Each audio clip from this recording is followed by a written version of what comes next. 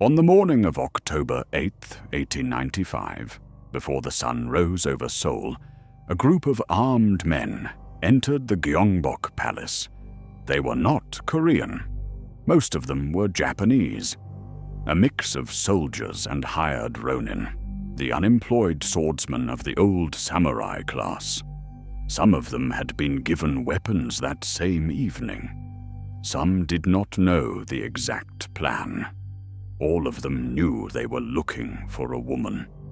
They moved through the palace complex in the dark, killing the guards who tried to stop them. They found court ladies and interrogated them. When they found the queen's quarters, they searched every room. By the time the sun came up, Empress Myeongseong was dead. What happened next? The burning of her body, the cover-up, the diplomatic lies would take years to unravel. What drove a foreign power to send assassins into a sovereign nation's royal palace to murder its queen on her own floor is a story that had been building for decades. This is that story. In 1866, a 15-year-old girl from the Yeohyung Min clan was chosen to become Queen of Joseon. The choice was deliberate. Her family had no powerful political connections. She had no father. He had died when she was 8. She was, on paper, exactly what the court wanted. An orphan from a minor noble family, young, with no powerful relatives who might interfere in palace affairs. The man who chose her was the real power behind the throne. Hungseon Daewongun, the father of the young king Gojong. The Daewongun had been ruling as regent since his son was 12, and he intended to keep ruling for as long as possible. A powerless queen suited his plans perfectly. He had badly miscalculated. The girl who entered the palace was quiet and bookish. She had spent her childhood reading history, philosophy, the Chinese classics. She observed. She listened. She said little. In a court that valued female silence, this looked like submission. It was not. Within a few years, the queen had identified every fault line in the palace's political structure. She had built her own relationships with scholars, officials, and foreign representatives. And she had identified the one obstacle that stood between her and actual power: her father-in-law. The battle between Queen Myeongseong and the Daewongun would define the next 3 decades of Korean politics.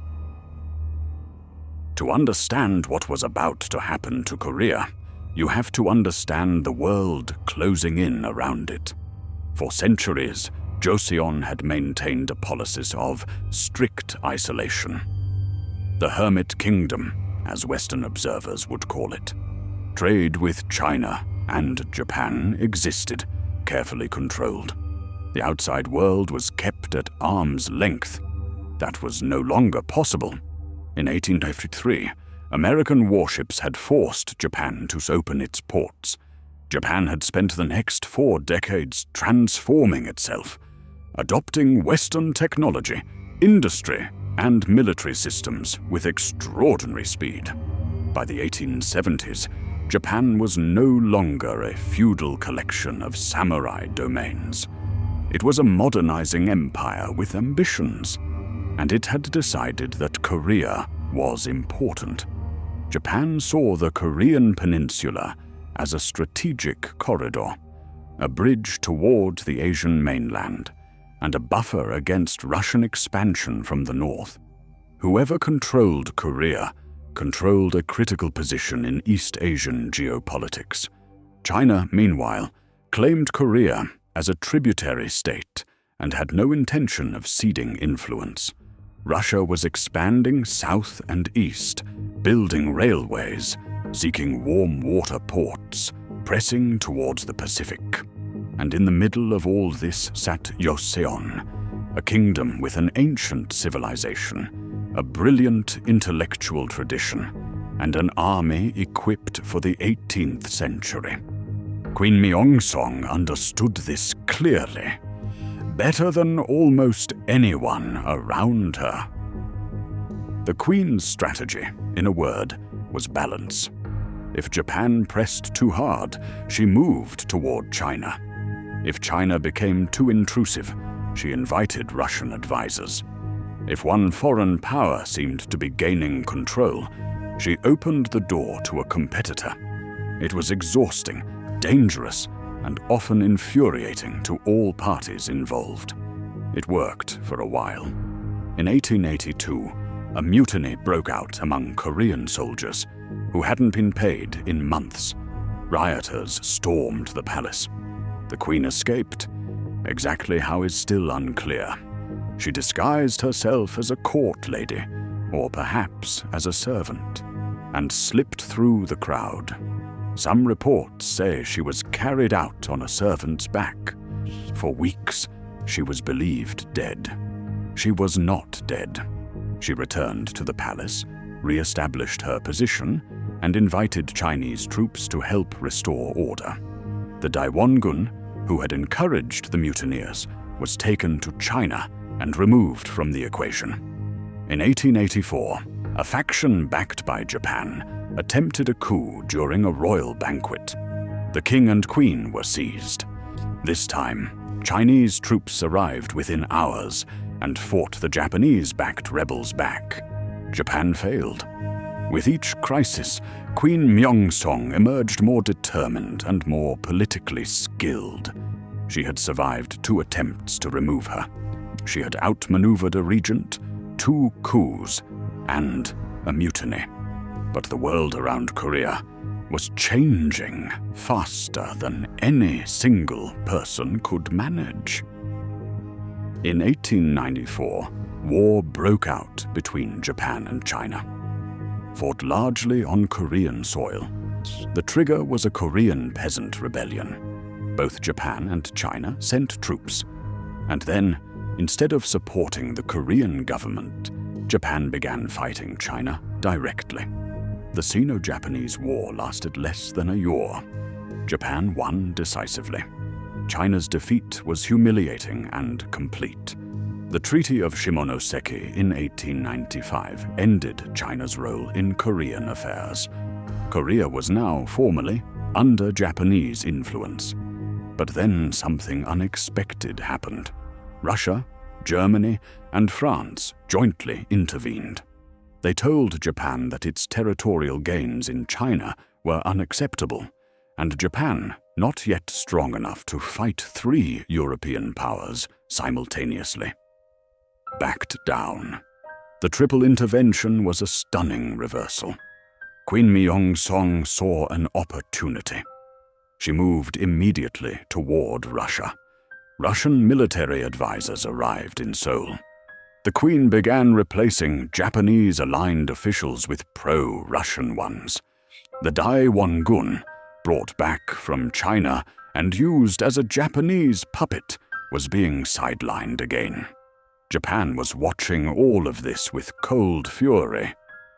The Queen had outmaneuvered them again. And Japan's minister to Korea, a man named Miura-Goro, decided that conventional diplomacy had failed. Miura-Goro was not a diplomat by training. He was a former military general, a man who believed that the problems of statecraft could be solved with the clarity of force. He arrived in Seoul in September 1895. He had been in Korea for less than a month when he concluded that the Queen needed to be removed permanently. He organized the operation himself in the Japanese legation building within walking distance of the palace. His plan involved 3 groups working together. Japanese soldiers from the legation, a group of Japanese ronin who had been recruited and armed for this specific purpose, and a faction of Korean soldiers who had been loyal to the Daewongun. They would enter the palace before dawn. They would find the queen. They would kill her.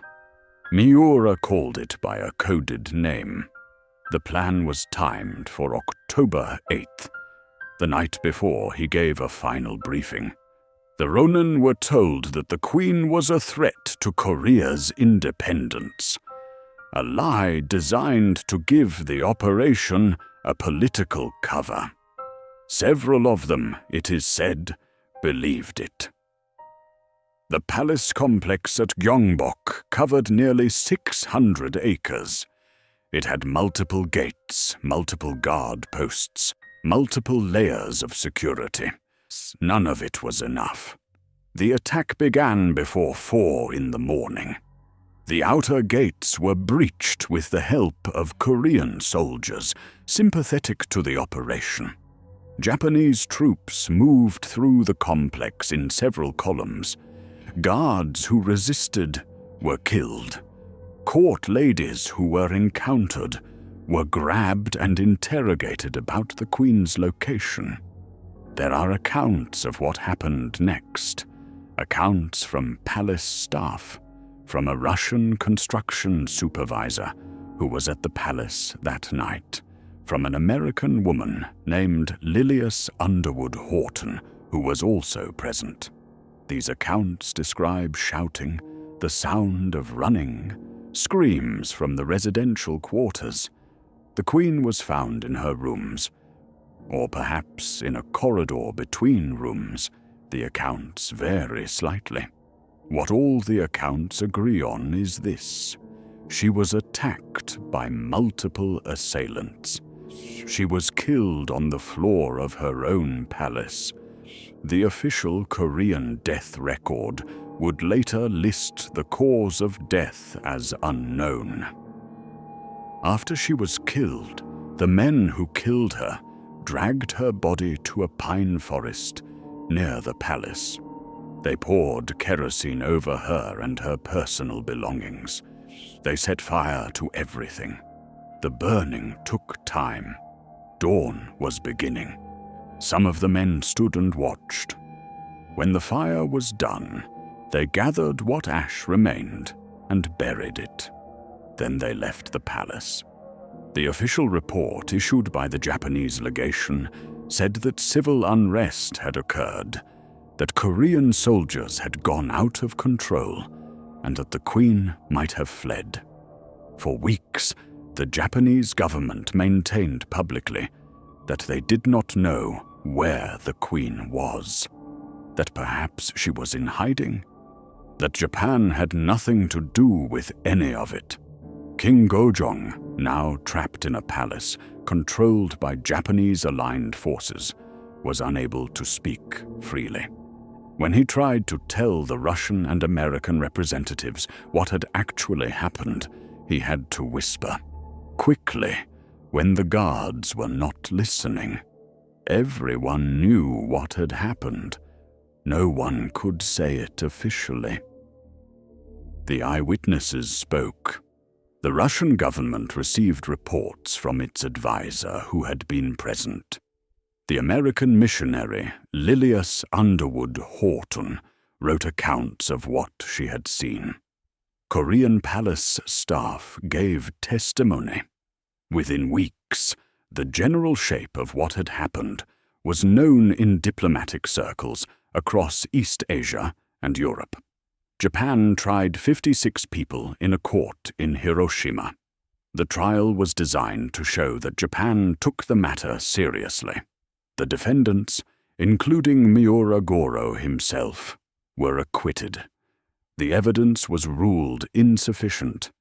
Insufficient for an operation that had been organized in the Japanese legation by Japan's minister to Korea, with Japanese soldiers and Japanese-recruited ronin, witnessed by multiple foreign nationals.